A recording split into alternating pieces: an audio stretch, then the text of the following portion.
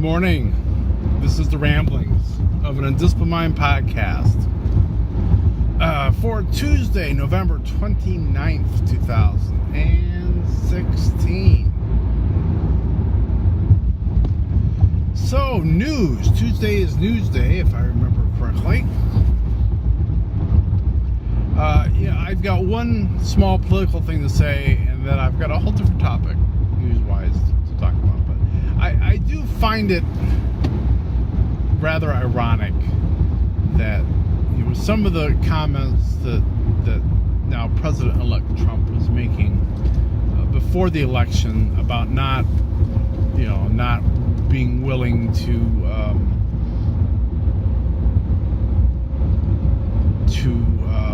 accept the results should he have lost. And there was all this bleeding from the Democratic side of, he's got to accept it. We need him to commit to accepting the results of the election. And now it looks like, even though Jill Stein and the Green Party are being kind of the front man for it, Hillary Clinton is really behind recounts in Michigan and it's Michigan, Wisconsin, and Illinois, I think. There's 3 states. Michigan's one of them. I find that a bit ironic. But the thing I wanted to talk about today, over the weekend, on Saturday to be specific, was what is called the game. The University of Michigan versus Ohio State. And if you are not into college football or Big Ten football or whatever, this is a huge rivalry match every year, and it's always a big deal. That's why it's called the game. Even Michigan State, which is still a big rivalry, isn't quite up to the level of Michigan versus Ohio State. And it's always the last game of the year. So if either team is doing well, of course it's fraught with significance for bowl games and now the playoff system and whatnot. And this year was especially promising. I mean, Michigan it's been a long time, relatively speaking, since Michigan's been competitive playing Ohio State. But they've been a really good team this year. They were 10-1 going into the game. And fans like me were hopeful that, hey, maybe they'll win it this year. Well, the game went pretty well.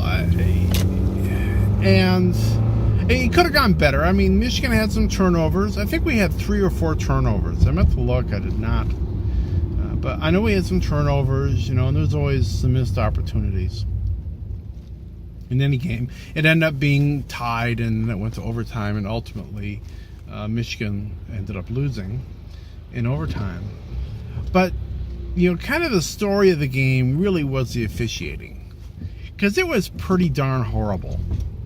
And it was certainly, the horribleness was certainly skewed against Michigan.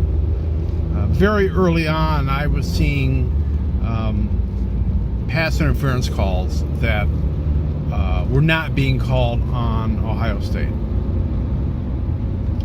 and there was a play like probably in the second or third quarter where the defensive back from Michigan did what's called hooking, and that's where you're wrapping your arm around, basically kind of around the back of the receiver, and you're holding onto his shoulder. And they called that on a play where, frankly, the ball wasn't catchable. It landed at least 5 yards beyond the two of them, but they called it. And then we get into overtime, and the exact same thing happens, the exact same penalty. Only the ball was very, very catchable, and the only other difference was it was an Ohio State defender, not a Michigan defender. And guess what? They didn't call it. And there was a a first down call that was a little questionable. I don't know. I'm a little ambivalent about that one because I think it was a bit hard to tell. I thought he had it watching it, and then watching the video replay, I'm not certain there's something clear enough there to overturn, and they didn't overturn.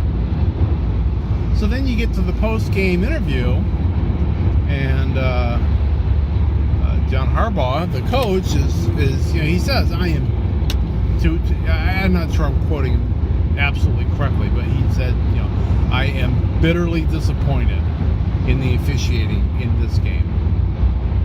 I cannot say that clearly enough. I know he said that. And he gave some examples. He gave the hooking example I just gave, and he talked about that first down call. He says from his vantage point, it was short. He may well have been standing on the line. I don't know. I certainly wasn't. I'm limited by the cameras, and they're all coming at it from one angle or another. None of them was right down that line. So, but so then the news came out yesterday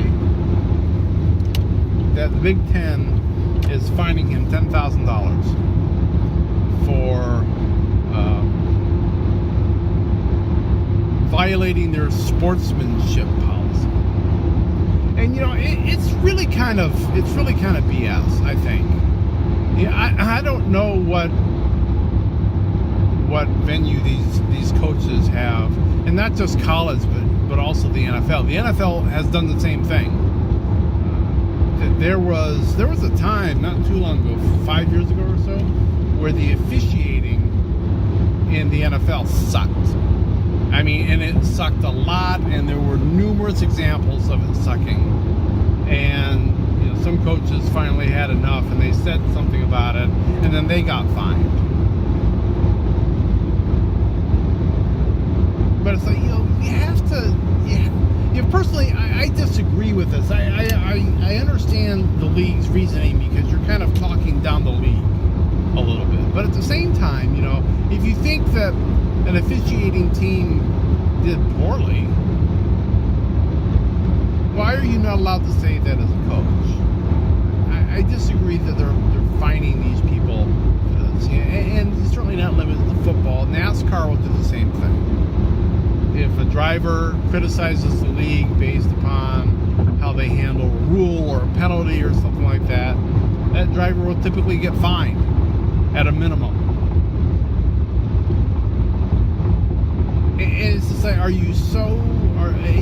the league, are you so scared of a little criticism that you can't take it from somebody that's working for one of your franchises?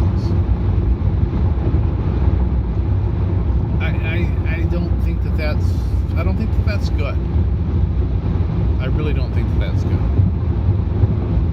Everybody knew the officiating sucked in this game, at least on the Michigan side of the ball, and the Michigan fans. It was very obvious early on that the officiating was going to be a problem. Trying to shut Harbaugh up by fining him $10,000 doesn't fix the problem.